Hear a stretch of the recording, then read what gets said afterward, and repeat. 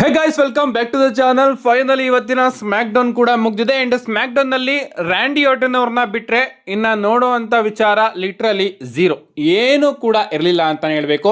ಏನಾಯ್ತು ಇವತ್ತಿನ smack down ಅಲ್ಲಿ ಅಂತ ಸಂಪೂರ್ಣ ಮಾಹಿತಿನ ತಿಳಿಸ್ಕೊಡ್ತೀನಿ. ವಿಡಿಯೋ ತುಂಬಾ ಇಂಟ್ರೆಸ್ಟಿಂಗ್ ಆಗಿರುತ್ತೆ. ಬನ್ನಿ ವಿಡಿಯೋನ ಶುರು ಮಾಡೋಣ.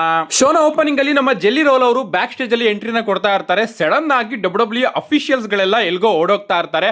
ಅದನ್ನ ನೋಡಿ ಎಲ್ಲಿಗೆ ಓಡೋಗ್ತಾ ಇದ್ದಾರೆ ಅಂತ ನಾವು ನೋಡೋದಕ್ಕೆ ಹೋದಾಗ ಒಂದು ಕಾರು ಆಕ್ಸಿಡೆಂಟ್ ಆಗಿರುತ್ತೆ. ಅಂಡ್ ಆ ಕಾರ್ ಒಳಗಡೆ ನಮ್ಮ ಜೇಕೋ ಫಾಟೋರ್ ಇರ್ತಾರೆ. ಅಂಡ್ ಅವ್ರ ಮೇಲೆ ನಮ್ಮ ಡ್ರೂ ಮ್ಯಾಕೆಂಟೈರ್ ಅವರು ಬ್ರೂಟಲ್ ಆಗಿ ಅಟ್ಯಾಕ್ ಮಾಡ್ತಾ ಇರ್ತಾರೆ. ಲಿಟ್ರಲಿ ಸಿಕ್ಕಾಪಟ್ಟೆ ಬ್ರೂಟಲ್ ಆಗಿ ಅಟ್ಯಾಕ್ ಮಾಡಿದ್ರು. ನಾನು ಅನ್ಕೊಂಡೆ ಓಕೆ ಜೇಕೋ ಫಾಟೋ ಅವರ ಕತೆ ಮುಗಿತು ಅಂತ. ಇದಾದ್ಮೇಲೆ ಒಂದು ಬ್ರೇಕ್ ಬರುತ್ತೆ. ಬ್ರೇಕ್ ಮುಗ್ದಾದ್ಮೇಲೆ ನಮ್ಮ ಡ್ರೂ ಮ್ಯಾಕೆಂಟೈರ್ ಅವರು ಸೀದಾ ರಿಂಗ್ ಗೆ ಬಂದು ನಿಜವಾಗ್ಲೂ ನಾನು ರಸಲ್ ಮೇನಿಯಾ ಮೈನ್ ಇವೆಂಟ್ ಅಲ್ಲಿ ರೆಸಲ್ ಮಾಡಬೇಕಾಗಿತ್ತು, ಬಟ್ ಆ ಒಂದು ಅವಕಾಶನ ನನ್ನ ಕೈಯಿಂದ ಕಿತ್ಕೊಂಡ್ರು ಅಂತ ಮಾತಾಡ್ತಾ ಇರ್ತಾರೆ. ಸಡನ್ ಆಗಿ ನಮ್ಮ ನಿಕ್ ಆಲ್ಡಿಸ್ ಅವರು ಬಂದು ಡ್ರೂ ಮ್ಯಾಕೆಂಟೈರ್ ಇಲ್ಲಿ ನೀನು ಕಂಪ್ಲೇಂಟ್ ಮಾಡೋದಕ್ಕೆ ಬರಬೇಡ, ನಿನಗೆ ಎಲ್ಲ ರೀತಿಯ ಅವಕಾಶನ ನಾವು ಕೊಟ್ಟಿದ್ವಿ, ಬಟ್ ನೀನು ಅದನ್ನ ತಗೊಳ್ಳೋದಕ್ಕೆ ರೆಡಿ ಇಲ್ಲ.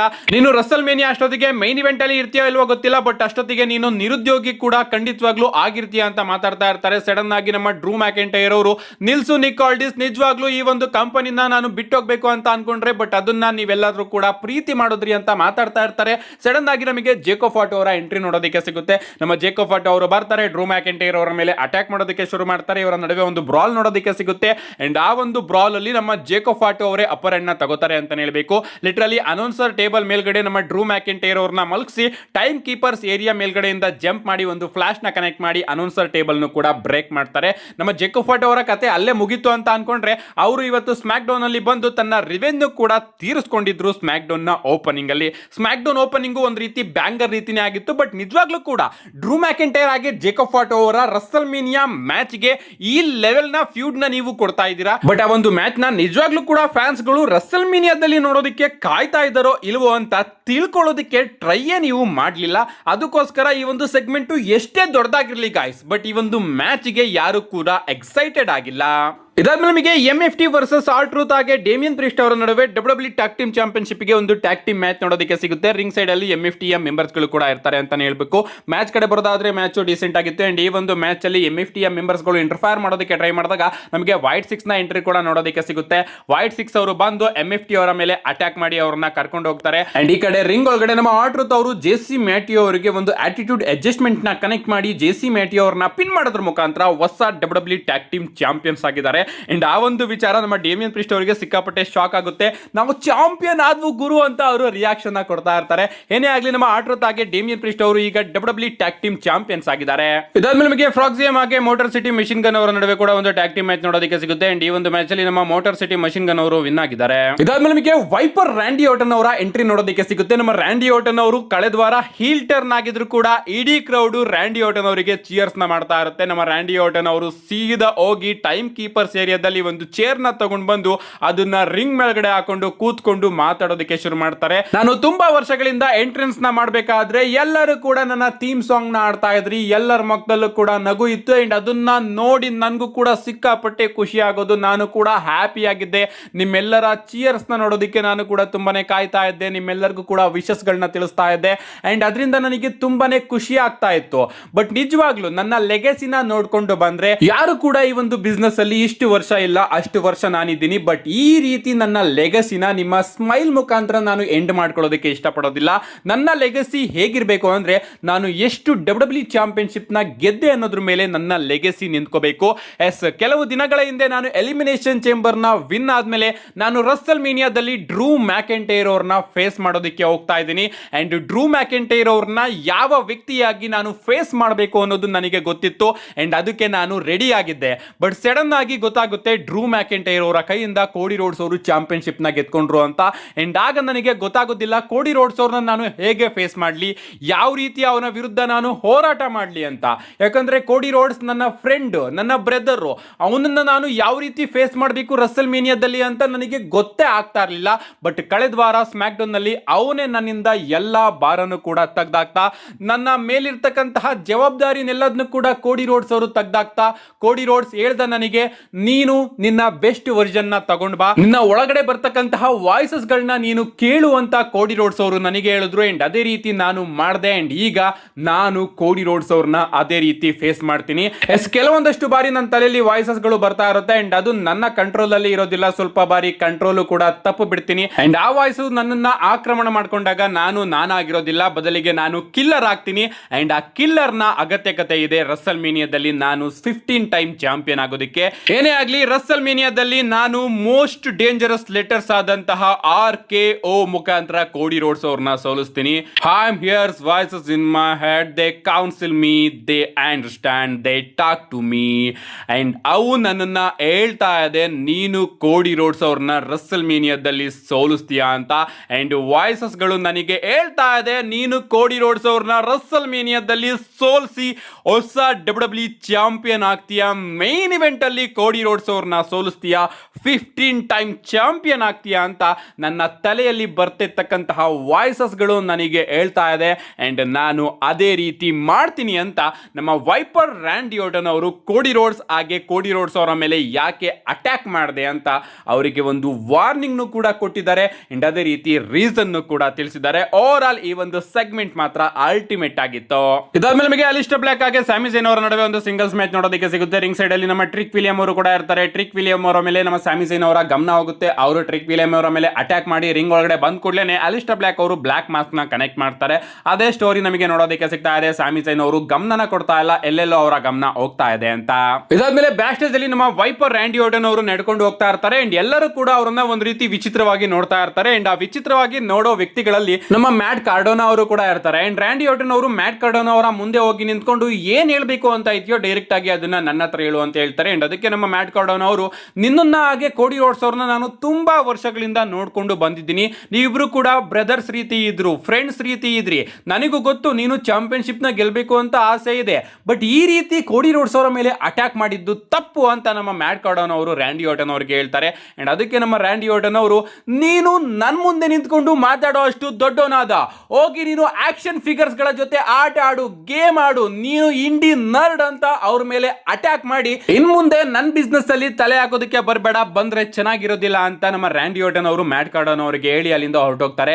ಅದಾದ್ಮೇಲೆ ನಮ್ಮ ಮ್ಯಾಟ್ ಕಾರ್ಡೋನಾ ಅವರು ನಿಕ್ ಆಲ್ಡಿಸ್ ಅವರ ಬಳಿ ಹೋಗಿ ನನಗೆ ಇವತ್ತು ರ್ಯಾಂಡಿ ಆರ್ಟನ್ ಅವರ ಮೇಲೆ ಮ್ಯಾಚ್ ಬೇಕು ಅಂತ ಕೇಳ್ತಾರೆ. ಬಟ್ ನಮ್ಮ ನಿಕ್ ಆಲ್ಡಿಸ್ ಅವರು ಇಲ್ಲ ಇವತ್ತಂತೂ ಮ್ಯಾಚ್ ನ ಕೊಡೋದಕ್ಕೆ ಆಗೋದಿಲ್ಲ, ಯಾಕಂದ್ರೆ ಇವತ್ತು ನಾನು ಜೇಕೋಬ್ ಫಾಟು ಹಾಗೆ ಡ್ರೂ ಮ್ಯಾಕೆಂಟೈರ್ ಅವರ ಸಿಚುಯೇಷನ್ನೇ ಸರಿ ಮಾಡೋದ್ರಲ್ಲಿ ಇದ್ದೀನಿ, ನಿನ್ನ ಹಾಗೆ ರ್ಯಾಂಡಿ ಆರ್ಟನ್ ಅವರ ಮಧ್ಯೆ ಮ್ಯಾಚ್ ನ ಕೊಡೋದಕ್ಕೆ ಆಗೋದಿಲ್ಲ ಅಂತ ಹೇಳ್ತಾರೆ.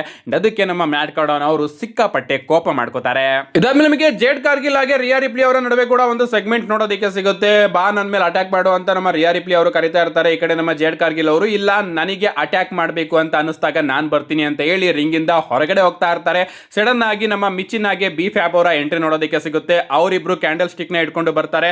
ಈ ಕಡೆ ನಾವ್ ಅನ್ಕೋತೀವಿ ಅವರಿಬ್ರು ಜೇಡ್ ಕಾರ್ಗಿಲ್ ಅವರ ಮೇಲೆ ಅಟ್ಯಾಕ್ ಮಾಡೋದಕ್ಕೆ ಬಂದಿದ್ದಾರೆ ಅಂತ, ಬಟ್ ಇಲ್ಲಿ ಉಲ್ಟಾ ಅವರಿಬ್ರು ನಮ್ಮ ಜೇಡ್ ಕಾರ್ಗಿಲ್ ಅವರ ಜೊತೆ ಸೇರ್ಕೊಂಡು ನಮ್ಮ ರಿಯಾ ರಿಪ್ಲಿ ಅವರ ಮೇಲೆ ಅಟ್ಯಾಕ್ ಮಾಡ್ತಾರೆ. ಸೊ ಮಿಚಿನ್ ಹಾಗೆ ಬಿ ಫ್ಯಾಬ್ ಅವರು ಕೂಡ ಈಗ ಜೇಡ್ ಕಾರ್ಗಿಲ್ ಅವರ ಜೊತೆ ಜಾಯ್ನ್ ಆಗಿದ್ದಾರೆ ಅಂತ ಹೇಳ್ಬೇಕು. ಅಂಡ್ ಈ ಒಂದು ಸೆಗ್ಮೆಂಟ್ ಓಕೆ ಅಂತ ಅನ್ನಿಸ್ತು. ಇದಾದ್ಮೇಲೆ ನಮಗೆ ಬ್ಯಾಕ್ ಸ್ಟೇಜ್ ಅಲ್ಲಿ MFT ಅವರು ನೋಡೋದಕ್ಕೆ ಸಿಗ್ತಾರೆ. ನಮ್ಮ ಸೋಲೋ ಸಿಕ್ಕೋ ಅವರು MFT ಮೇಲೆ ಸಿಕ್ಕಾಪಟ್ಟೆ ಕೋಪ ಮಾಡ್ಕೊಂಡಿರ್ತಾರೆ. ನಾನ್ ನಿಮಗೆ ಏನೇನ್ ಕೊಟ್ಟೆ ಆದ್ರೂ ಕೂಡ ನೀವು ನನಗೆ ಈ ರೀತಿಯದನ್ನೆಲ್ಲದನ್ನು ಕೂಡ ರೀಪೇ ಮಾಡ್ತಾ ಇದ್ದೀರಾ, ನೀವು ಈಗ ಚಾಂಪಿಯನ್ಶಿಪ್ ನು ಕೂಡ ಸೋತ್ ಬಂದಿದ್ದೀರಾ ಅಂತ ಮಾತಾಡ್ತಾ ಇರ್ತಾರೆ. ಅಂಡ್ ನಮ್ಮ JC ಮ್ಯಾಟಿ ಅವರು ಇದಕ್ಕೆಲ್ಲ ವೈಟ್ 6 ಅವರು ಕಾರಣ ಅಂತ ಹೇಳೋದಕ್ಕೆ ಬಂದಾಗ ನಮ್ಮ ಸೋಲೋ ಸಿಕ್ಕೋ ಅವರು ಇಲ್ಲ ಇದಕ್ಕೆ ವೈಟ್ 6 ಕಾರಣ ಅಲ್ಲ, ಬದಲಿಗೆ ನೀನು ಹಾಗೆ ಟಾಮಾಟೋಂಗ ನೀವಿಬ್ರೇ ಕಾರಣ ಅಂತ ಹೇಳ್ತಾ ಇರ್ತಾರೆ.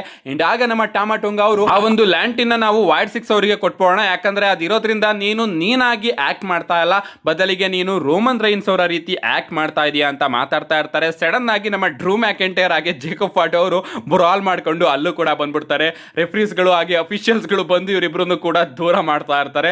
ಇವತ್ತು ಸ್ಮ್ಯಾಕ್ ಡೌನ್ ಅಲ್ಲಿ ನಮ್ಮ ಜೇಕೋಬ್ ಫಾಟು ಹಾಗೆ ಡ್ರೂ ಮ್ಯಾಕೆಂಟೈರ್ ಅವರು ಮ್ಯಾಚ್ ಆಡೋದ್ ಬಿಟ್ಟು ಬರೀ ಬ್ರಾಲ್ಸ್ ನೇ ಮಾಡ್ತಾ ಇದ್ರು. ಇದಾದ್ಮೇಲೆ ನಮಗೆ ಯುನೈಟೆಡ್ ಸ್ಟೇಟ್ ಚಾಂಪಿಯನ್ಶಿಪ್ ಗೆ ಡ್ರ್ಯಾಗನೋ ಹಾಗೆ ಕಾರ್ಮೆಲೋ ಎಸ್ ಅವರ ನಡುವೆ ಒಂದು ಸಿಂಗಲ್ಸ್ ಮ್ಯಾಚ್ ನೋಡೋದಕ್ಕೆ ಸಿಗುತ್ತೆ. ಅವನ ಅಜ್ಜಿ ಅದು ಈ ಒಂದು ಮ್ಯಾಚ್ ನ ಅದು ಎಷ್ಟು ಸತಿ ನೋಡಿದ್ಯೋ ನನಗಂತೂ ತಲೆ ಕೆಟ್ಟೋಯ್ತು ಗುರು. ಮ್ಯಾಚು ಇವರಿಬ್ರು ಮ್ಯಾಚು ಕಾರ್ಮೆಲೋ ಎಸ್ ಅವರಿಗೆ ಯುನೈಟೆಡ್ ಸ್ಟೇಟ್ ಚಾಂಪಿಯನ್ಶಿಪ್ ನ ನನ್ನ ಮಗ ಗುರು ಕೊಟ್ಟಿದ್ದು. ಅವನೇ ಹೋಗ್ಬಿಟ್ಟು ಡ್ರ್ಯಾಗನೋ ನನಗ್ ನಿನ್ ಮೇಲೆ ಮ್ಯಾಚ್ ಬೇಕು, ಮುಂದಿನ ವಾರ ಡ್ರ್ಯಾಗನೋ ನನಗ್ ನಿನ್ ಮೇಲೆ ಮತ್ತೆ ಮ್ಯಾಚ್ ಬೇಕು, ಅದೇನ್ ಕರ್ಕೊಂಡೋಗತ್ತ ಮಲ್ಲಿಡ್ಕೊಬಿಡು ನೀನು ಯಪ್ಪ ಅನ್ನಿಸ್ಬಿಡ್ತು. ಅಂಡ್ ಈ ಒಂದು ಮ್ಯಾಚ್ ಅಲ್ಲಿ ನಮ್ಮ ಕಾರ್ಮೆಲೋ ಎಸ್ ಅವರು ವಿನ್ ಆಗಿದ್ದಾರೆ.